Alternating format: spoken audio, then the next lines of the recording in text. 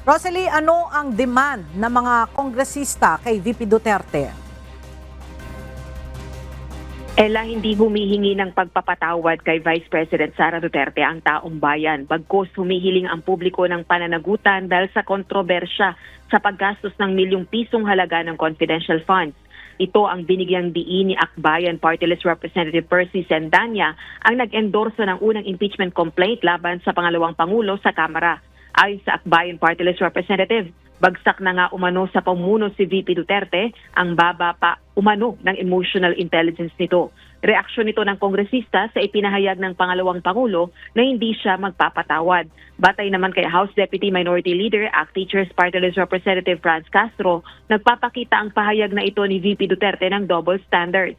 Ang gustuan niya ng Vice Presidente ay patawarin siya sa di umano'y di tamang paggamit ng pera ng bayan. Pero ito magiganti sa mga kumakalaban sa kanya at naglantad sa mga ginawa niya. Giit naman ni House Deputy Majority Leader La Union 1st District Representative Paulo Ortega, dapat patawarin muna ni VP Duterte ang kanyang sarili upang makapagpatawad sa iba.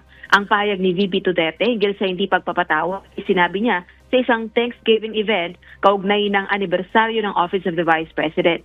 Anya bilang isang Vice Presidente ay kailangan niyang sabihin na dapat maging mapagpatawad, mapagbigay at mapagmahal ngayong magtatapos na ang taon. Pero ibaan niya ang personal niyang pananaw ukol dito dahil hindi siya ang tipo ng taong mabilis magpatawad. Balik sa iyo, Ella. Maraming salamat, Rosalie Coz.